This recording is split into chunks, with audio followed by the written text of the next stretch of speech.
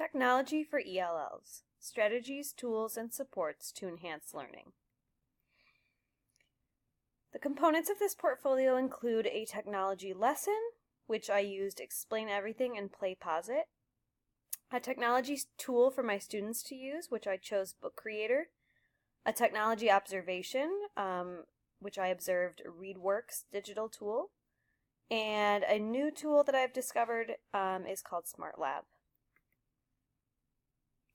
So for my technology lesson, I chose to use Explain Everything, which is an iPad app, paired with Play Pause It, which we learned about in class, to enhance student learning opportunities. Explain Everything is a digital whiteboard tool that's used to personalize instruction, and Play Pause It is an interactive video tool used to enhance engagement and formative assessment. I chose to use Explain Everything to enhance my math instruction. So I used the app to record digital lessons that students could watch on their own devices. So I recorded a lesson for each lesson in my math curriculum and used the digital whiteboard tool paired with my voice to model a series of problems. There are many benefits of Explain Everything, the first being personalization. So recording these digital lessons really allows students to progress at their own pace. There's also built-in scaffolding with this app. So this tool allows students to preview or review content depending on what they need. And then there's also a home connection. So I provided links to these videos to parents so that students and their parents could access the videos at home for homework help or review outside of school. Play Pause It is one of the tools we learned about in class, which allowed me to embed questions throughout a video. So this really helped with student engagement. So the different types of questioning really helped to keep students alert and engaged in the lesson. It also helped maintain their attention. So I have a lot of students who struggle with executive functioning skills, and the frequent questioning allowed them to stay more focused and attend to the full lesson. And then I also love that I can use Play Pause It results as formative assessment. So here's an example of this tool. I'm only going to show part of this video.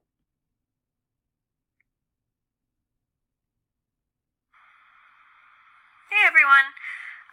Today in lesson 19 we're going to learn how to solve word problems by adding and subtracting fractions. So we are going to look at some examples of real life situations that involve adding and subtracting fractions. So let's take a look at this one. This is a true story. I really did make cornbread.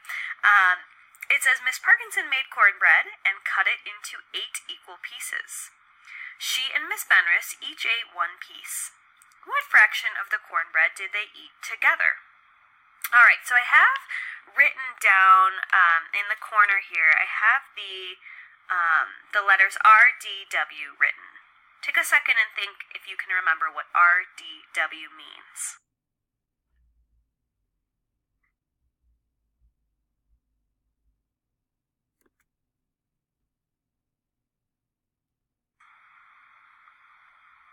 So remember, RDW means read, draw, write, and those are the steps that we're going to follow when we're attacking a word problem. Okay, so my first step was to read it. I read it once. I'm going to read it one more time and go ahead and highlight some key information. So Miss Parkinson made cornbread and cut it into 8 equal pieces. That seems pretty important. I'm going to highlight that. She and Miss Benris each ate 1 piece. That's pretty important too. What fraction of the cornbread did they eat together? Okay, so this is tricky because I see a keyword each and I see a keyword together. And what you might be thinking is if you see each, you need to multiply. But you also might be thinking if you see together, you need to add. So that's where those keywords can kind of trick us sometimes. So we need to think about this problem and really create a picture of it in our heads and draw the picture to help us understand it. So I actually have a picture here of some cornbread. And it says it was cut into 8 equal pieces, so I'm going to cut this into 8 pieces. Okay? And then it says that she and Miss Benris each ate 1 piece. So that would mean that Miss Parkinson ate 1 piece, and Miss Benris ate 1 piece. So now it's asking what fraction of the cornbread did they eat together? Okay, so now I've drawn a picture, but I'm also going to just go ahead and draw a tape diagram because tape diagrams always help us with word problems. So if I have 8 pieces, let's break this into 8 pieces. And this is basically the same thing as my cornbread picture over here. It's just represented in a different way. So the reason why we're drawing a tape diagram is because we're not always going to have a picture of the actual thing. I put that in to help us, but, you know, when you're doing your problem set or you're doing an assessment, you're not always going to have, like, a picture of cornbread. So a tape diagram is always a way that you can draw the situation. Now I forgot I need to check off my R for read, because I did that, and now I'm on the draw step.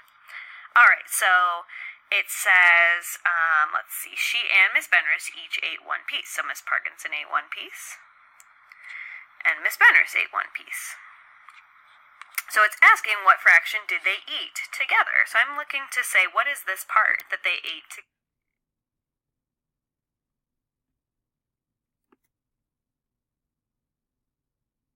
Okay, so I think you get the point. I'm going to stop the video there. All right, so reflecting on this lesson, there are some things I would like to change or adjust looking ahead.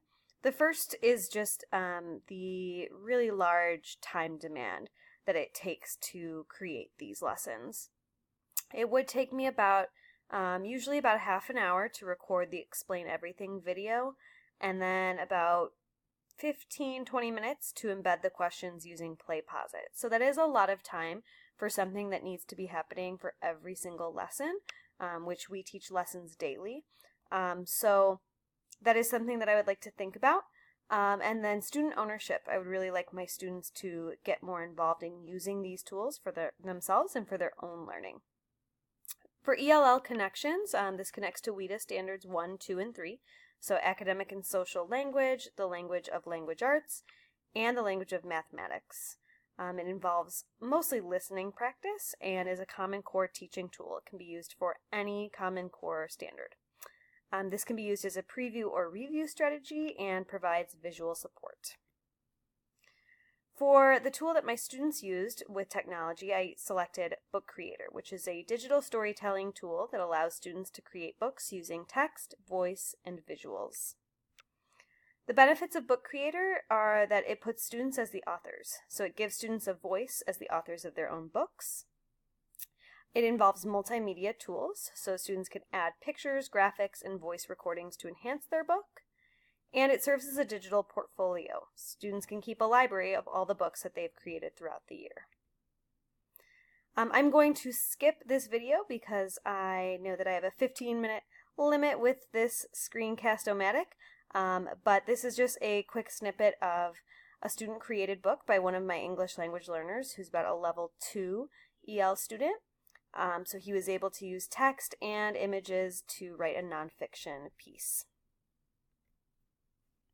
Looking ahead with Book Creator, I would like to use it more in a cross-curricular way, so using it in different subject areas other than just writing.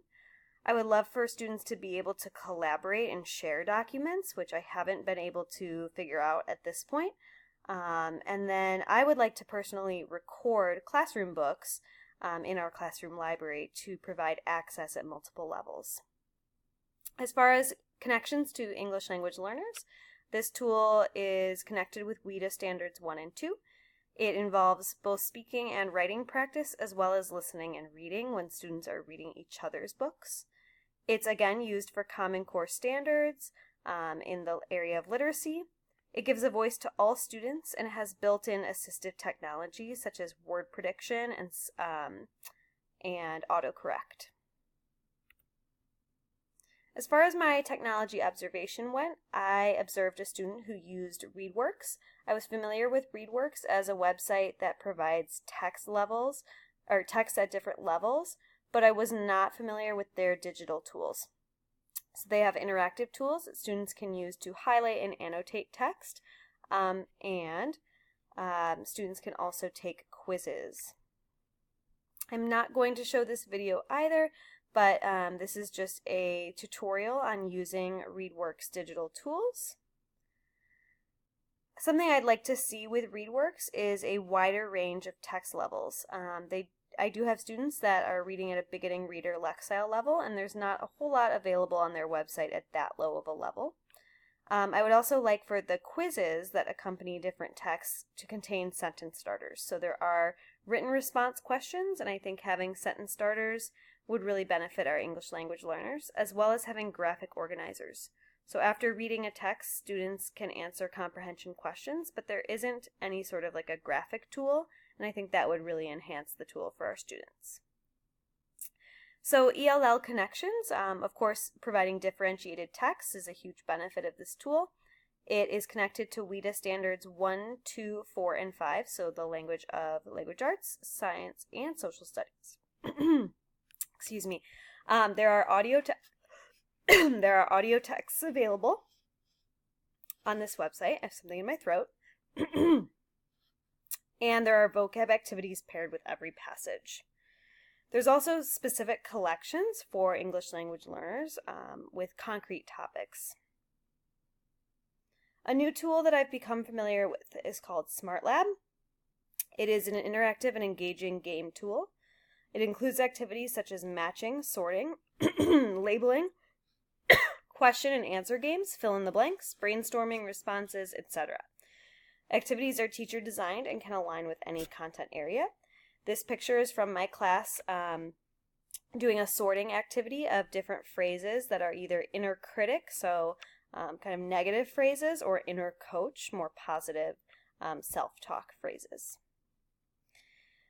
Looking ahead with SmartLab, I would like to have it include more visual tools, so it's mostly text-based, and I would really like to be able to insert pictures into this tool and allow for student-created activities. In terms of connections to English language learners, there is built-in scaffolding. So there is matching and sorting and activities like fill in the blanks that provide sentence starters. So all of that is beneficial to our ELs. It's mostly involving reading and speaking, but connects to all WIDA standards because activities can be designed for anything that you are teaching, and it's something that's accessible for all levels of learners. So in conclusion, technology can be a powerful tool for our EL students and all of our students if used effectively. It can allow them to have a voice and fully participate in learning experiences.